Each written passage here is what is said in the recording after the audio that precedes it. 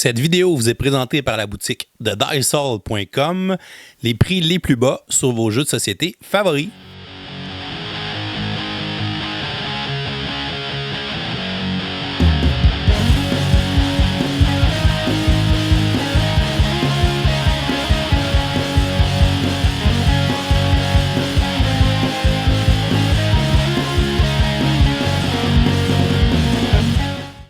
Bonjour chers amis joueurs, ici LP et bienvenue à un nouvel épisode de Kickstarter 101 dans lequel je te présente le jeu Warfighter. Ça c'est pas la boîte originale du jeu, ça dit en passant, je l'ai plus la boîte originale du jeu, c'est la Big Box pour mettre toutes les expansions. Warfighter c'est un jeu principalement un jeu de cartes, c'est un jeu de DVD game, Danverson Games, c'est un jeu qui est passé par Kickstarter, c'est un jeu qui a plusieurs modes, c'est un jeu qui est très modulaire, fait qu'on peut avoir le Warfighter Deuxième Guerre mondiale, force d'intervention tactique contemporaine, moderne, force d'intervention tactique moderne de nuit, Deuxième Guerre Pacifique, il y a privé, force militaire privée, il y en a un zombie. Là, présentement, il y en a un qui vient passer sur Kickstarter qui est fantasy, donc fantastique avec des barbares, des ogres, tout ça. Fait que dans ce jeu-là, dans le fond, en début de partie, on va se choisir un objectif, on va se choisir une mission, on va se composer une équipe qui va tenter d'aller atteindre cet objectif-là, puis par le biais de jets de dés et de jets de cartes qu'on va tenter d'être judicieux, on va tenter d'atteindre cet objectif-là avant d'atteindre la limite de temps et de réussir à sauver pour réussir à remporter la partie. C'est un jeu qui a énormément d'extensions, énormément de matériel qui existe. Est-il bon? Si tu as suivi les podcasts des dernières semaines, tu es au courant déjà un petit peu de ce que j'en pense. Je vais quand même tenter de te montrer comment ça se joue. Il y a beaucoup de règles, je ne les passerai pas toutes, mais je vais essayer de te donner un bon overview de comment ça se joue. Puis je vais revenir à la fin et te dire un petit peu ce que j'en pense. Pour faire la mise en place de Warfighter, la première chose qu'on a à faire, c'est de choisir notre mise en scène, dans quel lieu, dans quelles circonstances notre mission va prendre place. Dans la boîte de base, toutes les cartes qu'on a au niveau de la mise en scène ont rapport avec la Corée du Nord. Fait qu'on va avoir un deck de cartes mission, d'objectifs, de lieu, de location, puis un deck hostile. Au fur et à mesure qu'on achète d'autres extensions, on va avoir d'autres sets, d'autres mises en scène. Par exemple, dans la jungle, on peut avoir des missions qui se passent dans la jungle, on peut avoir des missions qui se passent en Europe de l'Est. On peut avoir des missions qui se passent sur un navire capturé par des pirates somaliens, le Golden Nori, ainsi de suite. Dans ce que je vais vous montrer, évidemment, on va être en Corée du Nord. Première chose qu'on va avoir à faire, c'est de choisir notre mission. Notre mission, on a différentes options et c'est cette carte-là qu'on va choisir qui va déterminer la longueur de notre partie.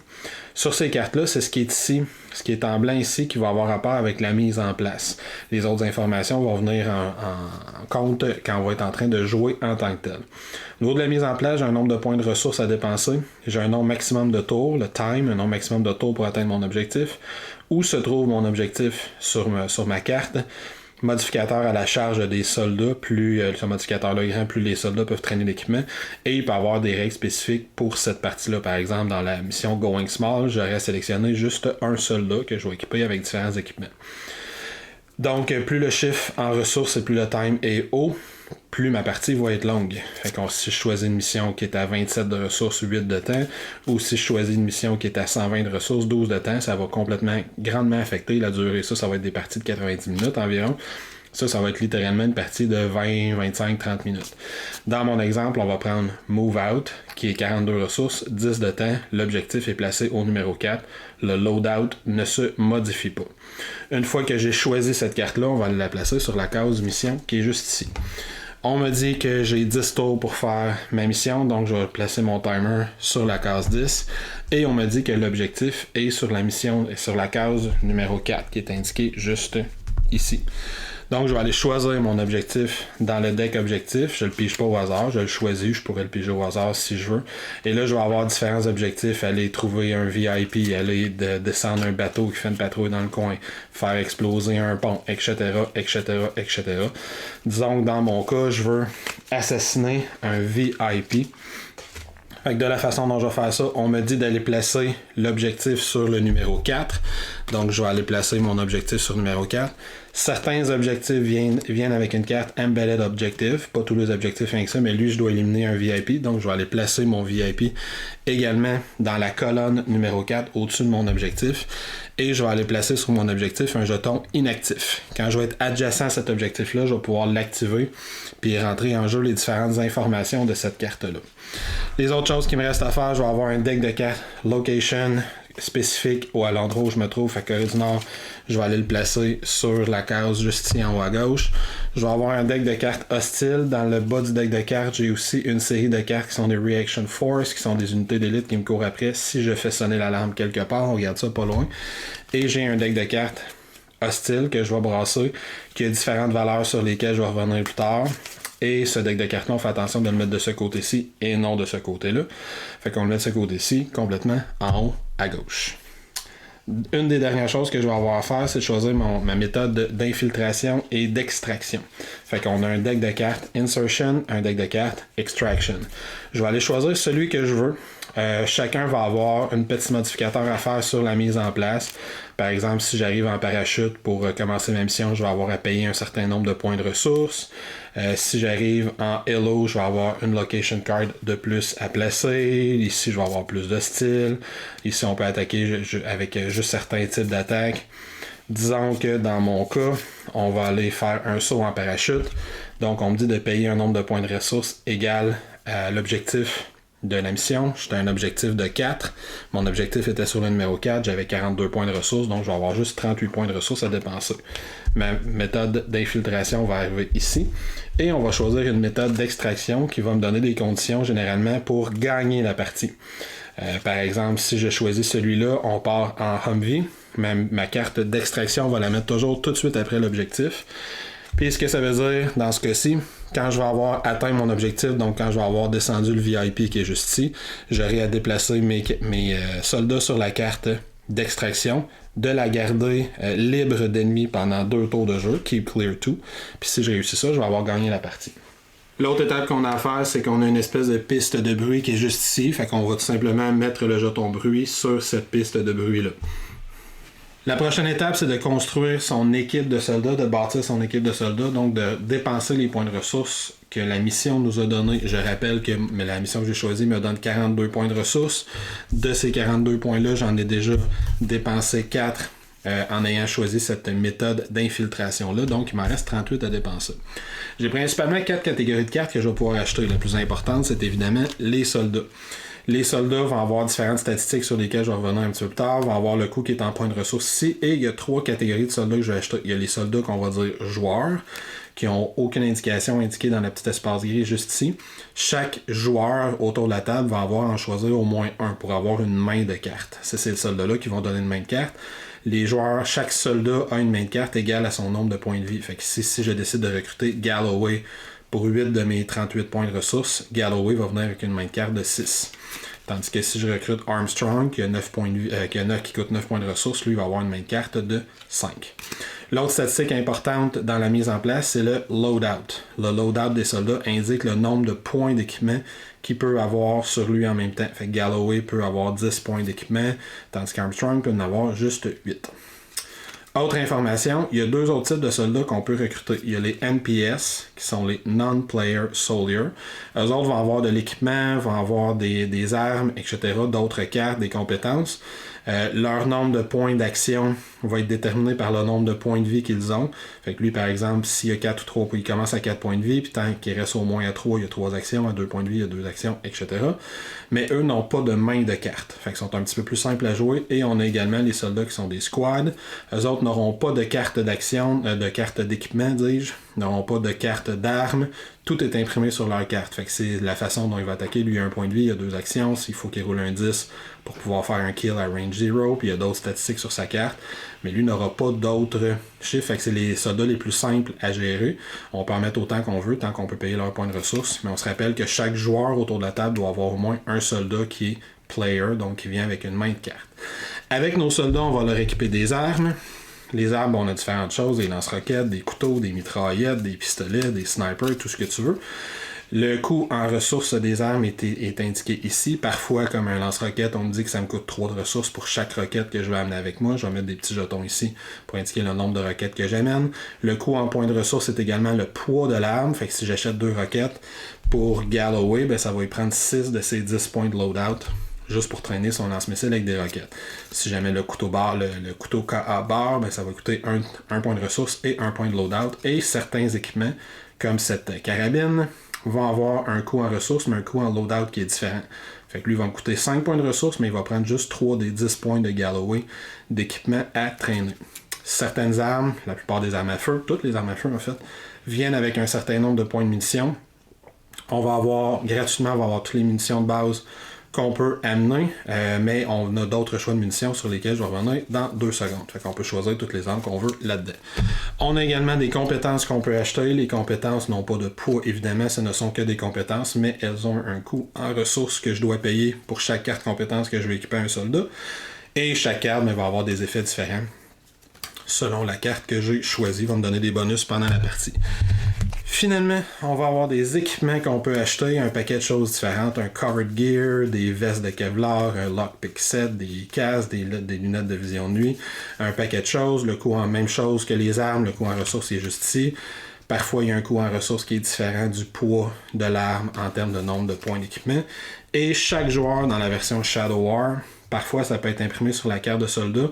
Quand c'est imprimé en petit beige comme ça veut dire qu'il vient gratuitement avec cette pièce d'équipement. Fait que si je recrute Galloway ou n'importe quel autre soldat de ce set-là, soit dit en passant, on vient gratuitement avec les Night Vision Goggles. Ça compte pour un point d'équipement, mais je n'ai pas besoin de payer ce point de ressource-là parce qu'il est imprimé sur ma carte. Donc là, il faut que je dépense mes 38 points. Donc, mon équipe, une fois toute construite, peut ressembler à ceci. J'ai finalement décidé de recruter Galloway pour 8 points. Je l'ai équipé avec une compétence. Il y a différents équipements qu'il a pris. J'ai recruté 2 squad members, fait que Sullivan puis Santiago, qui coûtaient 10 points chacun. Les autres vont être plus simples à gérer, ils n'ont pas de main de carte à gérer. Fait que les dernières petites choses qu'il me reste à faire pour finir la mise en place, ben comme je l'avais dit, là, je vais avoir à choisir les munitions. Présentement, j'arrive à un total de 40 points de ressources. Fait qu'il me reste 2 points de ressources à dépenser. Les munitions, de la façon que ça fonctionne, gratuitement, on peut aller chercher autant de jetons de munitions qu'on veut dans les missions qui sont normales, les munitions de base, ou les munitions qu'on va appeler subsonic. On peut les modifier, les interchanger tant qu'on veut. Fait que je pourrais prendre 6 normales, 6 subsonic, ou n'importe quelle condition entre les deux, sans avoir à payer de coûts supplémentaires. Par contre, les munitions normales font beaucoup de bruit, et les munitions subsonic font pas beaucoup de bruit, mais ont une force de pénétration qui est très faible, telle qu'indiquée par le -2 de pénétration qui est indiqué sur le jeton. Donc, pour 1 point de ressources, je peux acheter une série de munitions qui sont des Black Ammo, qui sont des munitions plus silencieuses, qui n'ont pas de perte au niveau de la pénétration. Fait qu'en dépensant par exemple 2 points, mes 2 points de ressources restants, ben je pourrais compléter mes 6 jetons de munitions comme ça.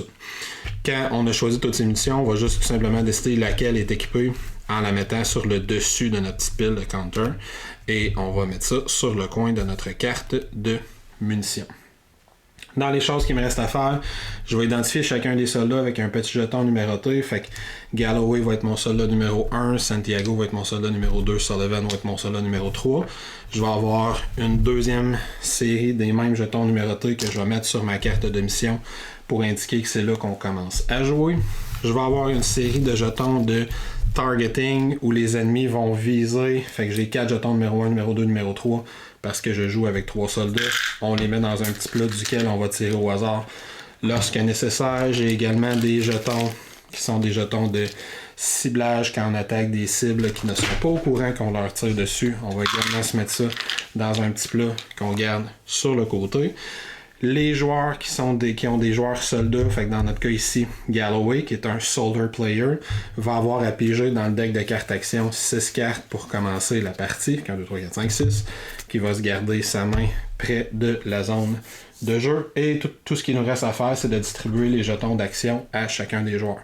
Les jetons d'action vont ressembler à ceci. Les personnages, les soldier players vont en avoir 2 jetons d'action, tandis que les autres, ça va être indiqué sur leur carte. Fait qu'on voit que Santiago, tant qu'il a ses 2 points de vie, a 3 jetons d'action. Fait que je peux y en mettre 3. Et dans le cas de mon ami Sullivan a 1 ou 2 points de vie, il n'a qu'une seule action d'une façon ou d'une autre, qui est juste plus efficace pour tuer. Fait qu'on va y mettre lui aussi une action. Et là, quand c'est fait, on est prêt à commencer à jouer. Maintenant, comment on gagne ou on perd à Warfighter? Ben, premièrement, c'est un jeu qui a une limite de temps. Donc, si on termine le 10e tour de jeu, parce que dans notre mission, on avait une limite de 10 tours de jeu, si on dépasse la limite, on perd. Si tous nos soldats sont éliminés ou hors de combat, on perd également. Le seul moyen de gagner, c'est d'atteindre l'objectif qui nous est fixé. Dans notre cas présent, c'est d'éliminer le VIP qui est ici. Après avoir atteint l'objectif, il faut se rendre à notre lieu d'extraction dans notre cas, le Humvee qui est juste là, et respecter la demande de notre carte d'extraction. Dans ce cas-ci, garder cette case-là clear de soldats, donc vide de soldats adverses pendant 2 tours de jeu. Si on réussit ça, on gagne la partie. La structure d'un tour de jeu, puis là, avant de rentrer dans les détails de la structure, je précise que Warfighter a énormément d'extensions qui amènent des nouvelles règles, des nouvelles possibilités, des nouvelles armes, des nouveaux équipements, des nouvelles compétences, etc.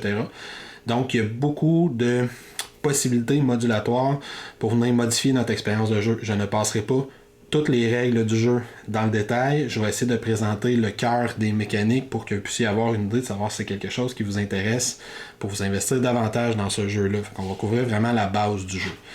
Donc, le tour de jeu. Premièrement, le tour de jeu commence toujours par le tour des soldats où ils vont avoir à dépenser leur nombre de points d'action, qui n'est pas nécessairement le même pour chacun des soldats. Et ils peuvent le dépenser dans l'ordre de leur choix. Fait que Galloway peut dépenser une action, ensuite Santiago 2, Sullivan son action, Santiago sa 3e, Galloway sa 2e, ainsi de suite. Quand tous les joueurs, tous les soldats ont dépensé leurs actions, on passe à une force hostile, où il peut y avoir des effets d'environnement s'il y en a. Les ennemis vont attaquer, ensuite il peut y avoir des nouveaux ennemis qui apparaissent, qui se déplacent, qui tentent de nous trouver, etc. Quand la phase hostile est terminée, puis il y a eu des nouveaux spawns d'ennemis, des déplacements d'ennemis, tout ça, on avance le marqueur de tour de jeu de 1. Et on reprend avec une phase de soldats. On réactive tous les jetons de soldats, on détape les cartes s'il en avait tapé, et on reprend un nouveau tour. Fait que maintenant, plus dans le détail, la phase soldat, comment fonctionne-t-elle? Donc, quand c'est au tour des soldats de jouer les petits concepts de base, je vais faire un espèce de simili-tour de jeu pour montrer un petit peu comment ça fonctionne, certaines des actions de base du jeu. Premièrement, comme je l'ai déjà dit, à chaque fois qu'un des soldats veut jouer, il doit dépenser une action en retournant l'un de ses jetons action pour jouer. Et je rappelle qu'il y a juste les Soldier Players qui ont une main de carte, main qui est très importante. Pourquoi la main est si importante? Parce que principalement, on va chercher des lieux pour connecter notre lieu de départ à notre lieu d'arrivée. Là, on voit qu'il y a 2 cases qui sont vides ici et je dois passer par ces 2 cases-là pour me rendre ici. Je vais donc vouloir jouer des cartes lieux dans ces 2 endroits-là. Et les cartes lieux vont être indiquées dans ma main de carte par des location markers. On voit que Galloway n'en a pas pigé dans sa main de départ. Fait que l'une des actions qu'on peut faire en dépensant l'une de nos actions, c'est de défausser autant de cartes qu'on veut de notre main et de repiger jusqu'à notre limite de main. Galloway a une limite de 6, il veut absolument une location marker, fait qu'il va défausser ses 6 cartes avec sa première action, et il va aller repiger dans le deck d'action 1, 2, 3, 4, 5, 6 cartes. Et là, il va regarder, il y a un location marker, il y en a un deuxième? Non. Fait qu'il a pigé une carte location marker. Quand ça arrive, on la défausse immédiatement et on va aller piger une carte location dans sa main. Les cartes location ont différentes informations. Il va y avoir un coût d'entrée, on va avoir payé en points de mouvement, un coût supplémentaire à payer si on est de nuit, ce qui est toujours le cas. Il va y avoir une valeur de style qui va apparaître là si on joue cette carte-là, puis il va y avoir les règles pour jouer la carte. Celle-ci me dit qu'elle me coûte 2 actions à jouer. Fait que Galloway ne peut pas la jouer ce tour-ci. Fait que disons qu'on est au tour suivant, les autres joueurs ont fait certains trucs, fait qu'on a passé un tour de jeu, les autres joueurs ont occupé leurs affaires, ont tiré sur du monde, etc., etc. Et au tour suivant, Galloway décide qu'il veut jouer cette carte-là pour commencer son tour. Il va dépenser ses 2 actions, il coûte 2 actions à jouer. Il va dépenser ses 2 actions, il va jouer la carte. Comment se joue une carte de lieu? Ben, on va toujours la jouer sur le lieu qui suit l'endroit où on se trouve, puis on va aller placer les hostiles en jeu selon la valeur qui est sur la carte. Ici, les hostiles, on voit le nombre de points de ressources qui est à gauche qu'on avait au début de la partie. Moi, j'avais 42 points de ressources, donc j'étais entre le 30 et le 49, ce qui veut dire que je vais placer 2 points d'hostile. Si j'avais choisi la carte à 120 points de ressources, j'aurais placé 8 points d'hostile. Fait que je vais jouer la carte qui est juste ici avec mes 2 actions, et je vais aller prendre ce deck de cartes-là pour placer mes 2 points d'hostile. Les valeurs d'hostile sont juste ici. Fait qu'ici, on voit que lui a une valeur de 1. On voit toujours c'est quoi la première carte. Puis on va les rajouter jusqu'à temps qu'on égalise ou qu'on dépasse la valeur de style qui est demandée. Ici, j'ai une valeur qui est de 2. Fait que 1 plus 2, ça fait 3. Fait que c'est ces 2 cartes-là qui vont rentrer en jeu. Si j'avais eu, par exemple, ça comme ça ici, j'aurais eu 0 plus 1. Puis là, il aurait fallu que je joue 3 cartes parce qu'il y en avait une du groupe qui était à 0. Dans mon cas, c'est ces 2 cartes-là que j'ai jouées. Fait qu'on va aller les placer juste ici. Certaines cartes vont avoir, toutes les cartes en fait vont avoir une espèce de règle, des règles de placement, des règles d'évasion, etc., des règles particulières. Toutes les cartes vont avoir evade, fait qu'à ce moment-ci, je pourrais payer 3 points d'expérience pour défausser cette carte-là immédiatement. On ne l'a pas vu, on a réussi à la fuir. Il y a des règles d'alarme sur lesquelles je vais revenir. Lui, il me dit que je dois le placer derrière celui qui est le plus en arrière des soldats, mais comme je peux pas aller plus loin que la carte Move Out, comme je peux pas aller plus loin que là, il va quand même commencer directement vis-à-vis nous autres. C'est le plus loin qu'il peut aller. Lui, on me dit qu'on doit payer de l'expérience pour rentrer dans ce lieu-là. Fait que si on n'aimera pas ça, on va vouloir se débarrasser de cette carte-là parce qu'on n'a pas d'expérience. Puis la carte se retrouve juste ici. Ensuite, il va y avoir les règles de mouvement. Disons que juste pour mon exemple, disons qu'il n'y a pas de soldats ici, on a réussi à les éliminer. Comment on fait pour se déplacer? Ben, se déplacer, ça prend une action. Fait que Galloway, que ce soit Galloway, Santiago, Sullivan, pourrait payer une action pour se déplacer. Et on va avoir à défausser un nombre de cartes qui est égal au coût d'entrée. Fait que ça va toujours être le même joueur. Dans ce cas-ci, ça va toujours être Galloway qui va défausser les cartes, peu importe c'est qui se déplace. Donc, en ayant payé un coût de 3 pour rentrer dans ce lieu-là, disons que Santiago décide de s'y déplacer, j'ai un coût de 3 qui est à payer. Comme je suis de nuit, je dois ajouter le 2 pour une valeur totale de 5 cartes que je dois dépenser. À ce chiffre-là, je vais retirer la valeur de déplacement de Santiago, ce qui veut dire qu'il reste juste 3 points à 3 cartes à défausser pour que Santiago puisse se déplacer dans ce lieu-là. Le déplacement fonctionne comme ça. J'ai également mes lunettes de vision de nuit qui ont un effet particulier. L'un de ces effets-là, puis il est très important, c'est qu'une fois par tour, le soldat qui a ces lunettes-là peut payer une expérience, une carte ou une action pour utiliser les lunettes de vision de nuit et annuler le coût supplémentaire de nuit de la carte. Fait qu'en défaussant l'une des cartes de ma main, peu importe laquelle, je pourrais utiliser les lunettes de vision de nuit de Santiago. Fait que ça enlèverait le plus 2 qui est en dessous. Il resterait 3 à payer. Santiago en paie déjà 2 sur les 3, fait qu'il resterait juste une carte à payer. Je dépense une carte de ma main pour que Santiago puisse se déplacer dans ce lieu-là.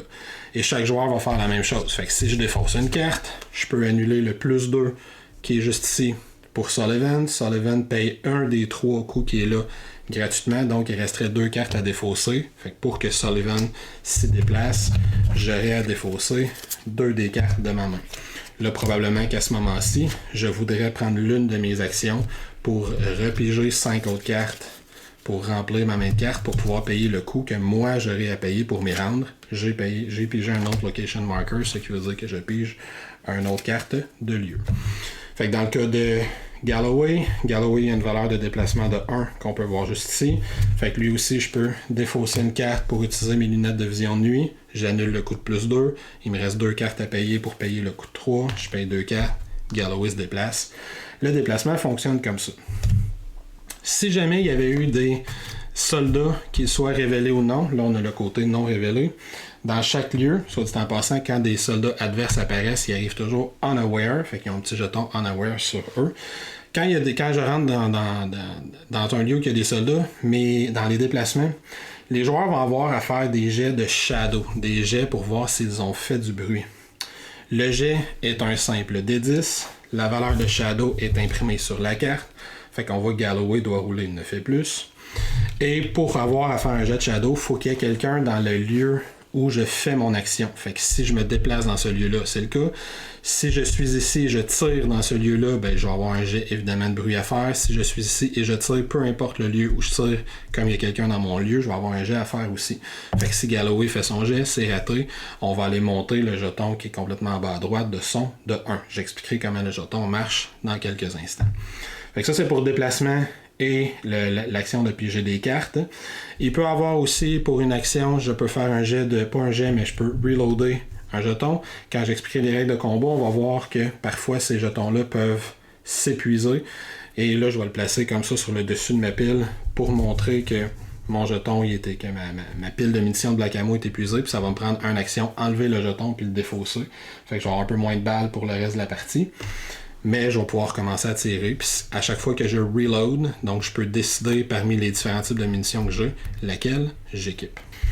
L'autre chose évidemment qui peut se passer aussi, qui est importante, c'est le combat, l'attaque. Comment ça se passe quand on essaie d'attaquer quelqu'un. Fait que disons que mes soldats voudraient éliminer le soldat qui est juste ici.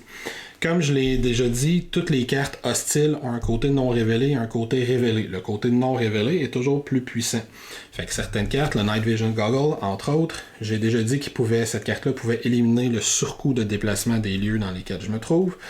Mais il peut également révéler des ennemis. C'est le même principe, je paye 1 expérience, une carte ou une action pour utiliser mon Night Vision Goggle et je peux révéler un ennemi.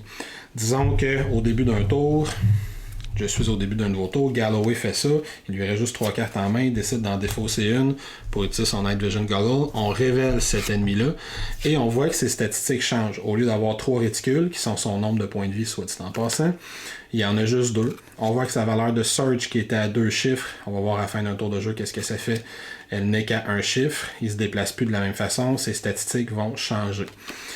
Fait que dans ce cas-ci, comme il le révèle, on voit que ce sont des civils qui passent par là. Fait que je peux évidemment, on me dit dans les règles, je peux pas les attaquer, évidemment, mais ils peuvent quand même sonner l'alarme. Fait qu'il faut que je fasse attention à pas faire trop de bruit pendant qu'ils sont là. Ils restent unaware, évidemment. Si j'avais décidé plutôt de leur tirer dessus sans vérifier ce que c'était, ben là, je me serais rendu compte plus tard que j'étais en train de tirer sur des civils, ce qui est pas le fun. Mais voyons quand même les règles de combat pour voir comment elles fonctionnent. Si un joueur veut attaquer, premièrement, si c'est un joueur, un soldat qui est un squad, ses valeurs d'attaque vont être imprimées directement sur sa carte. On voit par exemple que Santiago, comme il a encore ses 2 points de vie, il a une valeur de 5 d'attaque et il a un range de 0. Fait qu'il faut qu'il attaque dans la même colonne où il se trouve. Tandis que Sullivan, par exemple, lui qu'il ait 1 ou 2 points de vie, ça ne change rien, 2 points de vie c'est son maximum. Lui, il a un 5 d'attaque à un range de 2, il a 7 d'attaque à un range de 1, puis il a 9 d'attaque à un range de 0. Fait que lui, c'est un sniper, il est meilleur pour attaquer de loin. Tandis que mon Galloway, lui, ses valeurs sont imprimées plutôt sur son arme, parce que c'est un soldat, c'est un player soldier, fait que lui, il a de l'équipement. Fait que lui, il a un range de 1 ou de 0. Il a une valeur d'attaque de 6 à range de 0, de 9 à range de 1. Le range, c'est tout simplement la distance en termes de colonne. Comme on est tous sur la même colonne que l'ennemi qu'on veut attaquer, on est à un range de 0. S'il était ici, ben, il serait à un range de 1. Disons que je fais attaquer Santiago. Santiago qui peut attaquer un range de 0. On voit que Santiago, lui, ça y prend, il y a 2 actions, donc ça y prend 5 pour attaquer un range de 0. Il y a une valeur de Suppress Noise de 1 qui est autre chose. Comment l'attaque fonctionne, c'est relativement simple. On va toujours lancer le 1-dé pour l'attaque, à moins qu'on fasse une attaque qui nous dise qu'on lance plus qu'un dé. Par exemple, si je tire en mode automatique avec mon arme à feu, on voit que je vais lancer 3 dés plutôt que 1. Santiago, il n'y a pas cette valeur-là, donc il lance juste un dé. Ça, c'est son dé d'attaque. Ça, c'est son dé de pénétration. Avant de lancer les dés, à chaque fois qu'on attaque une cible qui est unaware, on va aller piger un petit jeton là-dedans qui va modifier notre attaque. Fait que par exemple, si je pige ce jeton-là, ça me donne une valeur de plus 3 sur mon D10, plus 0 sur mon D6. Si j'avais pigé ce jeton-là, ce serait plus 4, plus 1. Parfois, ça va être un enemy kill in action directement, où j'ai même pas besoin de lancer des dés, j'ai pas déjà de reload à faire, etc., etc. Dans ce cas-ci, au hasard, moi, je pige un plus 4, 0. Une fois que j'ai vu mon jeton, je peux décider de faire mon attaque ou non. Je pourrais décider que le jeton n'est pas favorable ou il n'est pas assez haut, c'est pas ce que je voulais, fait que je laisse faire mon attaque. Dans ce cas-ci, je le laissais quand même. Fait que plus 4 plus 0, je lance les dés. 3 plus 4, ça fait 7. 1 plus 0, ça fait 0. Quelles sont les valeurs que je cherche? Bien, sur le D10, c'est ce qui est imprimé sur la carte. Fait que je sais que je visais 6, c'est atteint. Sur le D6, je vise le chiffre qui est en bas à gauche de la carte. Fait que s'il y a une valeur de résistance de 3, ça me prend 3 ou plus sur ce dé-là pour avoir un succès. Si j'ai juste un des 2 dés qui a un succès, je vais aller placer un suppress sur un des 3 réticules. Si j'ai réussi à remplir les 3 cases, soit avec des suppress, soit avec des kill in action, ben je vais neutraliser la carte pour un tour, fait qu'elle fera rien de ce qui est écrit sur la carte, elle déclenchera pas de recherche, rien de ça. Si je réussis à remplir les 3 réticules avec un kill in action, comme ça, ben je vais tuer la carte, tout simplement, on va la défausser, et le soldat qui va l'avoir éliminé va aller faire le point d'expérience qui est égal à la valeur de la carte, dans ce cas-ci, 1. Donc dans mon cas, j'ai juste fait un suppress, j'aurais à faire un jet de shadow parce que je prends une action dans la même case qu'un ennemi, j'ai roulé 6, tandis que Santiago il y a 10 de shadow, fait que c'est raté, je monte le bruit de 1. Et on va continuer comme ça. Comment je fais pour avoir un killed au lieu d'avoir un suppress? Ben, si les 2 dés affichent un succès, à la place de mettre un suppress, je vais tout simplement mettre un kill. Puis comme je l'ai dit, si je remplis la carte au complet de kill, j'élimine la carte tout simplement. Fait que l'attaque va fonctionner comme ça. Ça fait une couple de fois que je parle du son, que je dis qu'on va monter quand je fais des tests de shadow. Là, j'ai déplacé les cartes juste à droite pour qu'on puisse voir la piste de son en même temps. Fait que si Santiago il a attaqué lui ici, il a raté son test de shadow, ça a fait monter le son de 1. Comme ça, ainsi de suite. Ça fait une couple de fois que j'en parle, fait que ça va monter. Une couple de fois, fait que comment ça marche ce son-là? À chaque fois qu'on rate un test de son puis on le fait monter, ben les ennemis qui sont dans la même case que nous autres vont faire un test pour voir s'ils commencent à réaliser qu'il se passe quelque chose. On voit que sur cette piste-là, le chiffre qui est à gauche, si je roule ça au moins sur un des 10, ils vont tomber en mode alarme. Puis si je roule le chiffre qui est à droite, au moins sur un des 10, ils vont tomber, ils vont prendre une pause se questionnant, ils ont entendu du bruit. Fait que dans ce cas-ci, on voit que plus c'est bas, c'est impossible que le sol-là tombe en alarme. Mais si je roule sur un des 10, si je roule 1 à 3, comme j'ai roulé 3 ou moins, ben mon ennemi va tomber en mode pause. Si alors qu'il est en mode pause, je prends une autre action puis je roule encore 3 ou moins parce que j'ai fait monter le son puis j'ai encore roulé 3 ou moins, comme il est déjà en pause, ben là il va tomber en mode alarme. Le mode alarme, comment ça fonctionne? Ben, chaque carte a un chiffre alarme qui est imprimé. Lui, c'est alarme 3. Fait que je vais mettre un jeton Going for Alarm d'un chiffre de mon choix. Là, j'ai pris le 1 ici. Et ici, sur la piste Going for Alarm, je vais aller mettre le même chiffre sur la valeur 3 parce que cette carte-là a une valeur 3. À partir de maintenant, à chaque fois qu'un soldat prend une action, lui va se rapprocher de la phase d'alarme. Et s'il se rend avant que je l'élimine, il va déclencher l'alarme. Fait que tous les soldats, ici on a un jeton qui était on duty, tous les soldats vont tomber en alerte. Et là, il y a les règles d'alerte qui vont rentrer en jeu, ce qui n'est pas positif. Si jamais mon jeton il est plus haut, comme ça, ben, on voit que là, un ennemi qui est unaware pourrait tomber en alarme directement. Fait que si je suis par exemple comme si mon jeton il est rendu là et je roule 5 à 7, il va se mettre sur pause. Si je roule 8 à 10, il se passe rien. Mais si je roule 1 à 4, il tombe directement en mode alarme puis il va aller déclencher l'alerte dans quelques tours.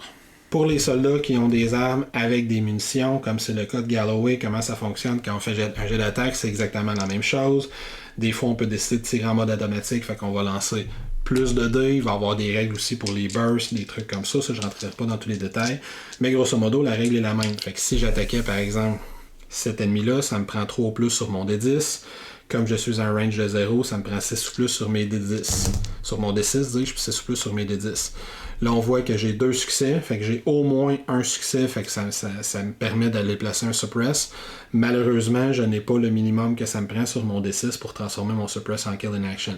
Si j'avais roulé ça, ben, je pourrais placer un nouveau jeton kill in action sur cette carte-là.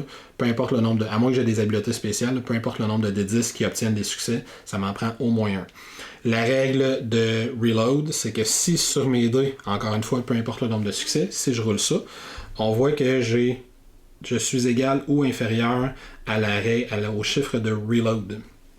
Fait que même si j'ai des succès, dans ce cas-ci, je place quand même un kill in action, mais vu que j'ai un de mes dés qui affiche le reload, donc 2 ou moins, ben je vais tourner mon jeton du côté empty pour montrer que je dois maintenant prendre une action pour recharger mon arme. Fait que je précise que donc si on tire en mode automatique, on a plus de chances de toucher, mais on a plus de chances de vider notre cartouche, ce qui est tout à fait logique. Quand tous les soldats ont pris leur tour, maintenant on passe dans la phase hostile. La phase hostile, la première chose qu'on va faire, c'est les Reinforcement Rolls. Les Reinforcement Rolls, on va aller regarder toutes les cartes sur lesquelles il y a des soldats. Fait qu'on va prendre juste les cartes où il y a des soldats. Par exemple, si j'étais comme ça, on va dire que je suis comme ça, ici.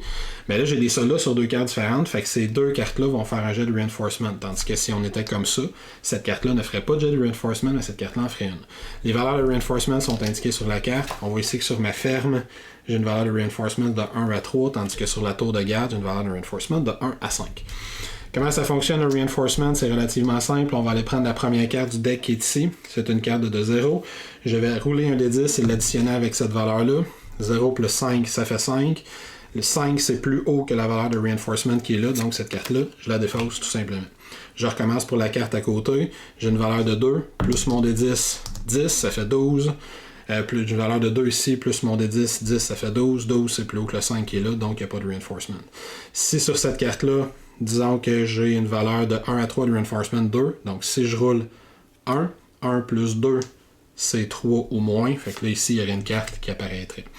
Fait que on fonctionne comme ça pour toutes les cartes où il y a des soldats. Là, j'ai montré un exemple avec ces deux cartes-là, mais évidemment, normalement, j'aurais pas fait de jet ici parce qu'il n'y a pas de soldats sur cette carte-là.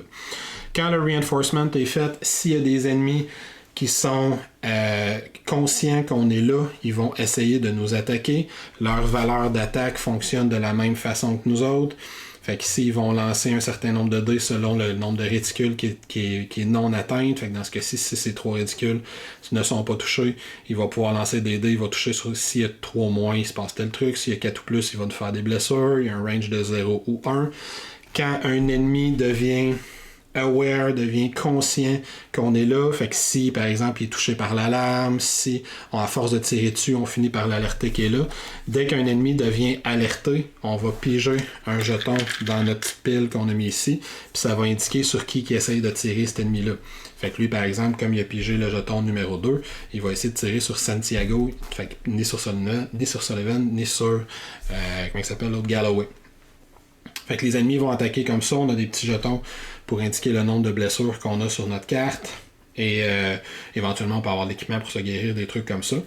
Puis on n'oublie pas que dans le cas de Galloway, parce que lui il a une main de carte, chaque point de vie qu'il perd réduit également sa main de carte de 1. Fait qu'une fois que les ennemis ont attaqué, s'ils ont attaqué, je précise que tous les ennemis qui sont en pause ou unaware, eux autres n'attaquent pas. Fait que normalement, dans l'exemple, comme j'étais comme ceci avec seulement des ennemis qui étaient unaware, mais il n'y a aucun ennemi qui aurait attaqué. Fait qu'une fois que tous les ennemis ont attaqué, s'ils sont pas conscients qu'on est là, ils vont enlever leur jeton pause s'il était sur pause. Fait que si par exemple il était comme ça, il va redevenir unaware, il n'y a rien d'autre qui l'a alerté. Ils vont se déplacer, leur déplacement est indiqué par leur carte. Fait que si je prends la carte qui est ici, par exemple, je vais rouler un D10. Si je roule moins de 4, il va se déplacer à gauche. 4 à 7, il va rester où il est. Et 8 et plus, il va se déplacer à droite. Fait que dans ce cas-ci, il se placera à droite. Puis on fait le même jet pour chacune des cartes. Dans le fond, ils font leur patrouille. Fait que là, dans ce cas-ci, non, lui, il bougeait pas vu qu'il a roulé un 7. Fait qu'ils font leur déplacement comme ça. Puis quand ils ont fini de leur déplacement, s'il y en a qui ont des jetons suppress, comme ça ici, on les enlèverait. Fait que les suppress ne restent qu'un tour de jeu. Puis quand on a enlevé tous les suppress, qu'on a fait les déplacements, qu'on a fait les attaques, on repasse à un nouveau tour de soldats. Certaines informations qu'il reste. Toujours par rapport au son, le son va se modifier à la fin de chacun des tours de jeu. Fait que sur notre piste de noise qui est juste ici, ça va bouger à la fin de chacun des tours de jeu. Comment on fait pour savoir de combien de jetons la valeur bouge?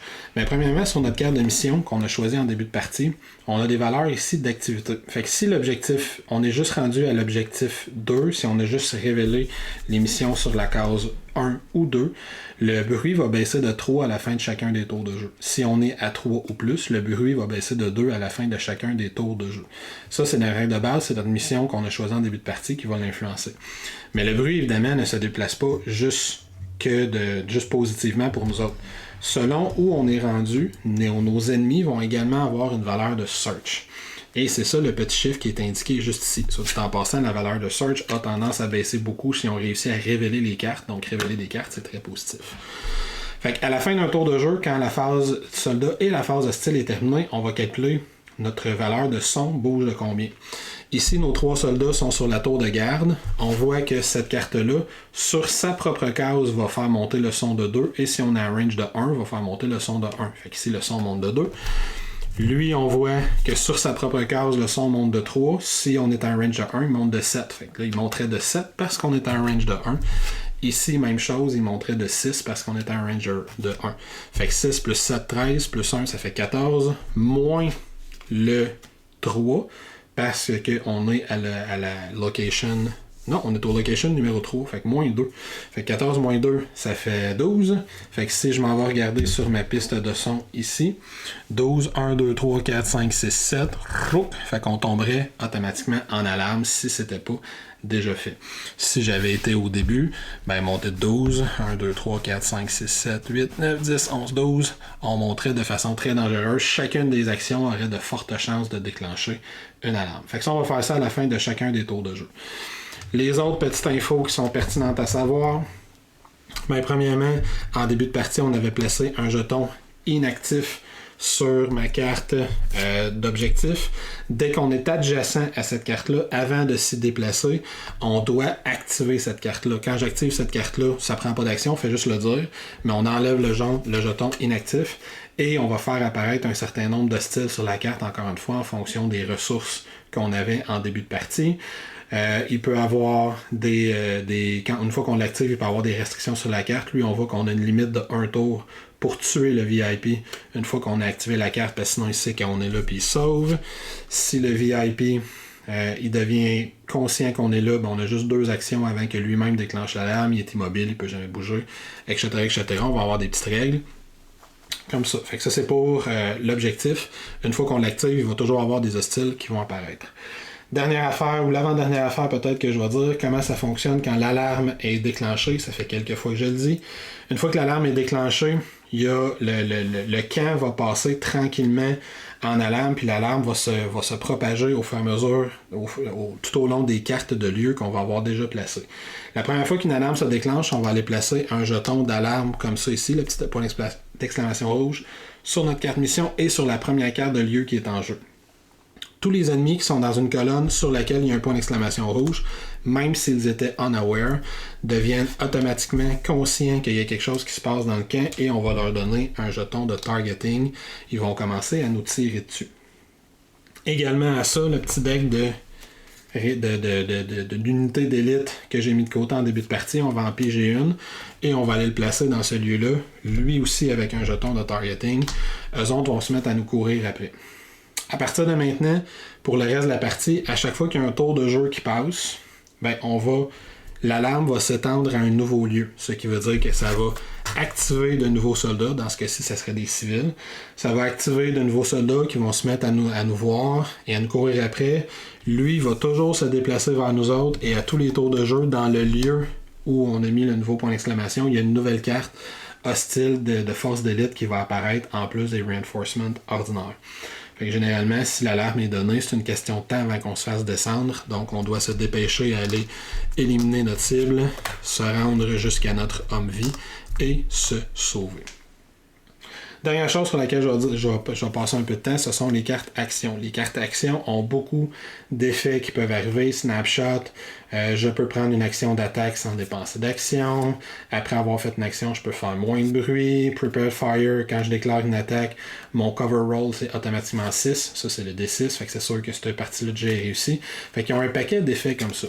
Là où il y a une règle spéciale, c'est que souvent, il va y avoir quelque chose qui est écrit entre parenthèses. C'est ce qu'on appelle upgun a card. C'est d'améliorer l'effet d'une carte. Pour l'améliorer, il faut que je dépense un point d'expérience. C'est surtout à ça qui servent les points d'expérience. Fait que par exemple, si Galloway avec cette carte-là dans ses mains, en dépensant un point d'expérience, il pourrait la jouer quand c'est Santiago ou Sullivan qui est en train d'attaquer pour que ce soit lui qui ait un cover roll, que ce soit automatiquement 6. Il pourrait dépenser un point d'expérience pour réduire le bruit de 2 plutôt que de 1. Il pourrait dépenser une expérience pour que ce soit un autre joueur, pas juste lui, qui puisse avoir une action d'attaque gratuitement. Et il y a un paquet d'effets comme ça. Comme on peut le voir, la plupart des cartes ont un effet entre parenthèses. Fait que l'expérience va servir surtout à ça. Soit activer des cartes, par exemple mon Night Vision Goggles me permet d'être activé avec un point d'expérience pour révéler une carte ennemie ou pour éviter de payer le surcoût de déplacement d'un lieu. Je peux l'utiliser avec une expérience. Puis mes cartes d'action peuvent aussi être améliorées avec l'expérience. Là, il reste beaucoup de petites règles que j'ai pas vraiment vues. C'est les règles de corps à corps, entre autres. Là, le nombre d'actions que ça prend pour faire une attaque de corps à corps est imprimé sur la carte, ici, en bas à droite de l'image. Dans chacun des lieux, je vais avoir déjà à faire avec ça, les explosifs, la façon que ça marche, etc., etc., etc. Il y a bien des petites règles que j'ai pas vues, mais ça devrait te donner une impression de comment le jeu se joue. Il y a un des soldats qui va avoir à gérer une main de cartes, qui va pouvoir jouer des cartes, peu importe quel soldat est en train de jouer. On va essayer de trouver des lieux pour être capable de progresser vers notre objectif, d'éliminer les cibles, ou des fois juste de les laisser derrière nous autres, en espérant qu'ils se déplacent hors de notre chemin, faire le moins de bruit possible, puis tenter d'atteindre notre objectif. Il y a sur le plateau de jeu plusieurs rappels de l'information. Fait qu'on a la structure du tour de jeu ici. On a comment de bruit font les différentes actions qu'on est en train de faire. Par exemple, si j'utilise un explosif, chaque dé que je lance va faire monter le bruit de 5, ce qui est très logique. Fait que si on lance une roquette à 3 dés, ça va automatiquement déclencher l'alarme.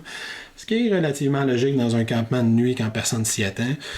On voit ici, par exemple, que si j'utilise un dé d'attaque normal avec des balles normales, ça va faire 10 de bruit.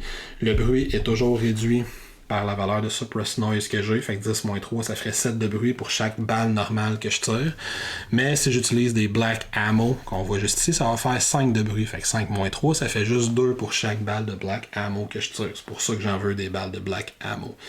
Les subsonics font également le même bruit que les black ammo, mais les subsonics, ils ont un malus de 2 sur le D6 quand je les tire. C'est pour ça qu'elles sont un petit peu moins bonnes. Fait que j'ai des petits rappels ici, j'ai le rappel des attaques, comment ça fonctionne en haut à droite, le tour de jeu ici en haut à droite. Il y a quand même pas mal d'informations sur le plateau. Ce que vous voyez, soit dit en passant, c'est le tapis de jeu plutôt que le plateau qui vient tout aussi efficace en termes d'information. Et j'ai des petits rappels de l'autre côté du plateau pour voir les jets d'attaque, comment ils vont fonctionner. Si unaware, si normal, je vais avoir à piger un jeton, ça va modifier son statut, est-ce que je fais juste un suppress ou un kill in action. Fait qu'il y a suffisamment d'informations sur le tapis de jeu pour que je sois capable de m'y retrouver. Donc, en espérant que ça vous ait clarifié un petit peu sur comment on joue à Warfighter. Donc, Warfighter Shadow War. Premièrement, au niveau des composantes, tout de suite commencer en disant que je suis pas un super fan de la qualité des cartes, qui n'ont pas un fini extraordinaire, ça abîme relativement rapidement. Il va vraiment falloir que je sois obligé de sleever tout ça. À tout le moins, sleever le deck d'action, parce que c'est le seul deck qu'on va vraiment brasser souvent, peut-être les location cards qu'on brasse au moins une fois en début de partie. Pour les autres cartes, c'est pas super, mais quand même la qualité est pas super. Le tapis de jeu, si on achète le Spooky Crate, qui est l'espèce de boîte de rangement de grand format, il y a un tapis de jeu qui vient à l'intérieur. Fait que, considérant la qualité du tapis, la boîte Spooky Crate n'est pas si chère que ça. C'est comme une quarantaine de dollars. Il y a des cartes, du rangement, puis l'espèce d'énorme playmat pour être capable de jouer. Fait que ça, le tapis de jeu, super belle qualité, vraiment, vraiment nice. Les composantes, les jetons, c'est des jetons de type Wargame. D'Anniversary Game font beaucoup de Wargame. Fait que c'est des petts jetons avec beaucoup d'informations dessus. On en a vu la qualité. C'est correct, c'est pas extraordinaire, mais c'est correct. Puis ça fait une job dans ce que ça a à faire sur le plateau. C'est relativement clair. Les mots-clés, l'iconographie du jeu, il n'y a pas vraiment d'iconographie, mais les mots-clés, il y en a vraiment beaucoup. Ça, c'est le petit cahier de mots-clés qui est à l'intérieur. Fait que les premières fois qu'on joue, on va avoir à s'y perdre. C'est quoi le mot-clé structure, c'est quoi le mot-clé suppress, c'est quoi le mot-clé tel truc. Open, territory, whatever. Il y en a énormément. Fait qu'on va s'y perdre un petit peu. Mais c'est quand même, une fois qu'on commence à les apprendre, c'est quand même relativement clair. Le visuel du jeu, là, c'est vraiment une question de goût. La première fois que j'ai joué à Shadow War, la première fois que j'ai fini par jouer, je trouvais ça un petit peu étrange parce que comme la thématique du jeu, c'est la vision de nuit, toutes les cartes sont sur l'espèce de fond vert que vous avez vu, comme si on voyait à travers des lunettes de vision de nuit. Puis les premières fois qu'on joue, c'est un peu étrange, mais au niveau de l'immersion thématique, j'ai fini par beaucoup aimer ça, le look visuel que ça donne. Je précise que si on achète la version moderne, Warfighter, tout simplement, le visuel n'est pas du tout le même. On a des cartes, tout ce qui est de plus ordinaire, avec un visuel très ordinaire. Les images aussi, ça c'est inspiré de photos plus que de dessins, ce qui, pour moi, aide à l'immersion thématique. Je ne traite pas quand c'est des images de films qui sont prises, mais des photos pour des espèces d'équipes d'intervention de soldats. Il y a quelque chose que j'ai trouvé très inspirant. Puis, mine de rien, il y a une belle attention parce que généralement, en dessous des photos, surtout les soldats, en dessous des photos, il y a le nom du soldat, c'est inspiré. C'est une photo généralement d'un vrai soldat, fait que son nom, son grade, des fois même dans quelle mission qui a participé, des trucs comme ça. Fait que c'est quand même très bien à ce niveau-là. La pire composante du jeu, probablement, c'est ceci, qui est le manuel d'instruction, qui est malheureusement très mauvais. Puis l'une des raisons pour laquelle il est mauvais, je sais pas si on voit à l'écran, mais on a les 4 grandes catégories du jeu. Fait que j'ai le fantasy, qui est même pas encore sorti au moment où ce livre de règles est imprimé, le Deuxième Guerre mondiale, le moderne, puis le sci-fi qui est pas non plus sorti, mais c'est imprimé. Et il y a les règles de tous les modules, toutes les extensions, toutes les cartes, il y a toutes les règles dans ce livre de règles-là, même pour le matériel que tu ne possèdes pas. Fait que si tu achètes le Shadow War, tu as les règles zombie dedans. Si tu achètes le zombie, tu as les règles Shadow War. C'est pas super bien organisé et c'est relativement difficile de s'y retrouver. Donc la première fois qu'on joue, on est vraiment perdu. Et comme tu l'as peut-être constaté, C'est un jeu qui a beaucoup de choses qui se passent, mais le cœur est relativement simple. J'ai un certain nombre d'actions, je prends une action pour me déplacer, ça me coûte des cartes, il faut que je dépense. Je peux dépenser une carte pour taper mes lunettes pour éviter de payer le surcoût. Quand je fais mes jets d'attaque, c'est pas si compliqué que ça. Sur ma carte, c'est écrit j'ai combien de dés, c'est écrit combien je vise sur 10. Sur la carte que je vise, c'est écrit combien je vise sur mon D6. Il y a une couple d'affaires qui se passent, mais ça semble être très très très complexe quand on lit ça, ce qui est très difficile. Ça fait que ça rend l'accès au jeu assez difficile. Le livret est vraiment mal organisé, il y a trop d'informations dedans. Il aurait fallu qu'il y ait des petits livrets qui s'ajoutent au fur et à mesure que tu achètes des expansions, des trucs comme ça, parce que là, de tout mettre dans le même livre, c'est un livre de... Il y a combien de pages là-dedans? C'est un livre de 81 pages, puis tu en as besoin d'à peu près 10 pour jouer. La première fois que tu joues quand tu achètes la boîte de base. Fait que ça, c'est très problématique pour moi. Ça mis de côté, au niveau du gameplay, c'est un jeu que j'ai trouvé vraiment, vraiment, vraiment très solide, mais qui ne plaira pas à tout le monde. La partie la plus importante au niveau de ta stratégie, c'est probablement la gestion de ta main de cartes.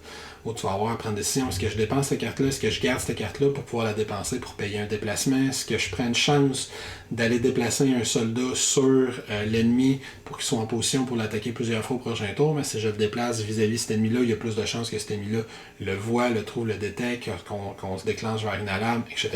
Il y a beaucoup de décisions extrêmement importantes à prendre. Par contre, là où il y a des gens qui vont peut-être moins aimer ça, c'est que c'est un jeu qui est quand même très dépendant du hasard. Quelle location card tu vas piger quand tu en piges. Il y en a qui ont des effets radicalement différents. La tour de garde, par exemple, puis la ferme, les deux exemples que vous avez vus dans le jeu, ils ont des règles complètement différentes. La tour de garde, il y a beaucoup plus de chances qu'il y ait des ennemis qui apparaissent dessus. Il y a beaucoup plus d'ennemis dessus. La ferme, il y en a beaucoup moins.